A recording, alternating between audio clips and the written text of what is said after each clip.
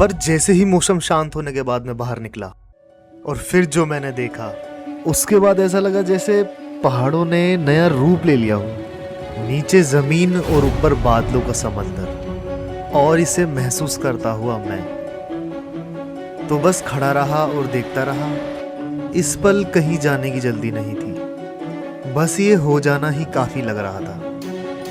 और इन नज़ारों ने अब मुझे वापस अपनी ओर खींच लिया है, और आगे जाके मुझे अपनी आंखों पे बिल्कुल भी विश्वास नहीं हुआ। चोटियों पर बर्फ आ चुकी थी, जो कि बारिश से पहले बिल्कुल भी नहीं थी। यही सही मौका है ट्रैक पे जाने का, यही होना था।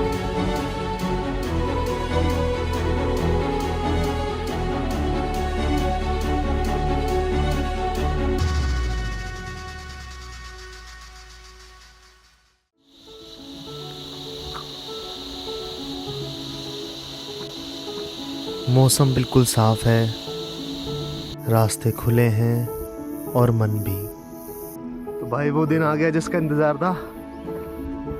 अब ट्रैक ब्रेक की परमिशन मिल चुकी है मुझे।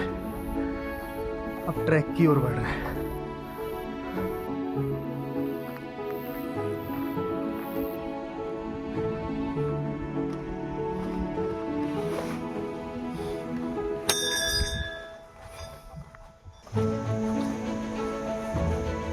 हर कदम के साथ कुछ पीछे छूट रहा है। डर, शोर, उलझने, और जो बच रहा है वो बस मैं हूँ।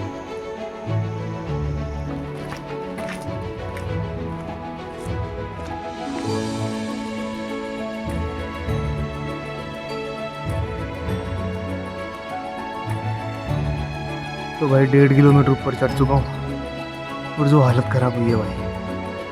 और 1.5 किलोमीटर चढ़ते ही ठंड का लेवल ऐसा थोड़ा सा बढ़ गया। तो 4 किलोमीटर है भाई, 4 किलोमीटर में पता नहीं क्या होगा। चलो आगे बढ़ते हैं।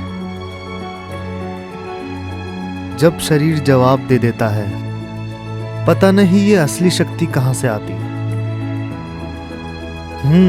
शायद ये ताकत मन से आती होगी, या जुनून से, या शायद किसी और गहरी वजह से, पता नहीं।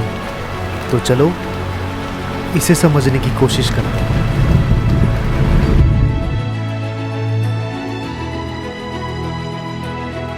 ऐसा फील हो रहा है जैसे कभी कभी समझने के लिए देखना और महसूस करना ही काफी होता है।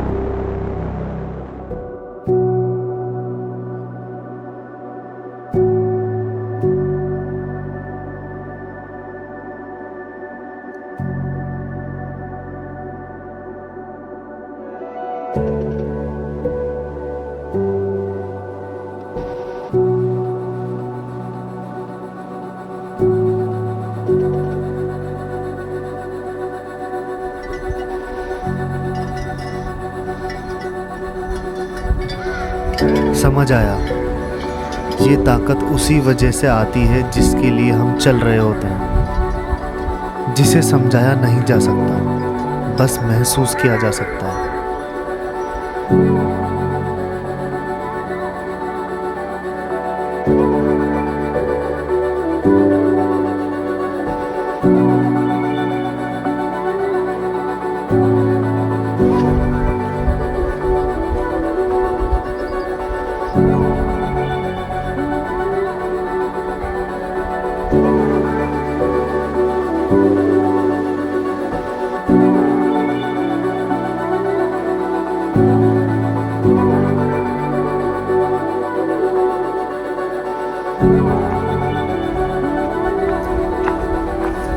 भाई लोग आ गए ज्वाइन करने।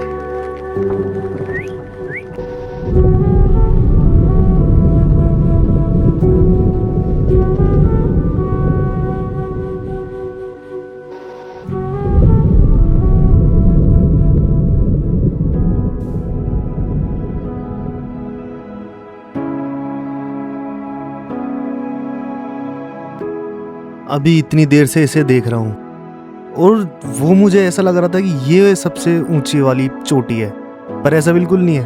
अब जैसे ही बादल हटे हैं तो एकदम से पीछे का भी हिस्सा दिख रहा है। शायद हमारी जिंदगी में भी ऐसा ही होता है। हम जल्दी मान लेते हैं कि यही है जो है, जबकि असल में उससे आगे भी बहुत कुछ होता है जो धीरे धीरे समय के साथ दिखने लगता है। रात होने के बाद एक मिरेकल और था जो मेरा इंतजार कर रहा था।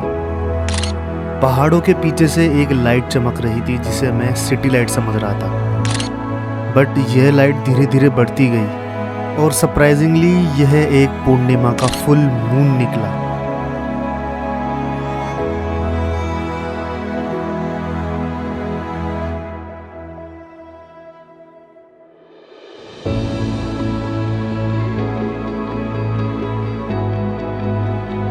आप दयारा में कैंपिंग नहीं कर सकते, इसलिए अब हम अपना बैग यहीं छोड़कर और दयारा की ओर बढ़ रहे हैं।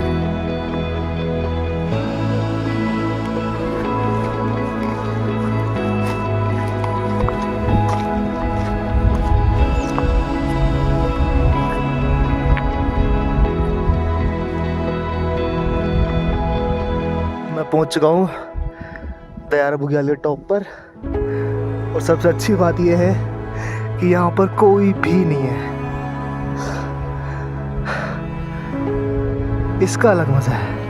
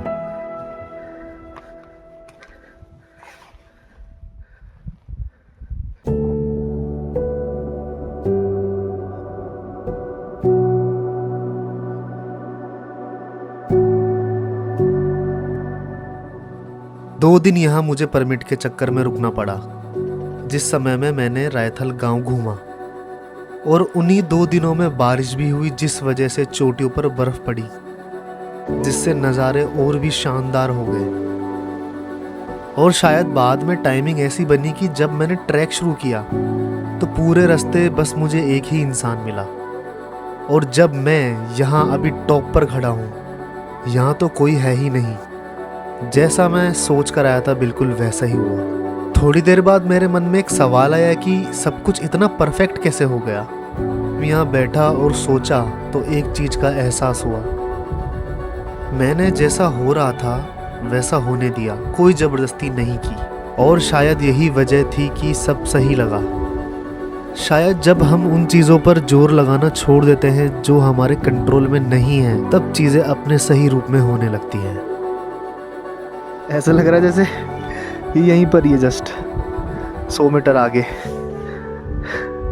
मस्त लग रहा है। अब थोड़ी तेज भारी धुंध सी होने लगी है,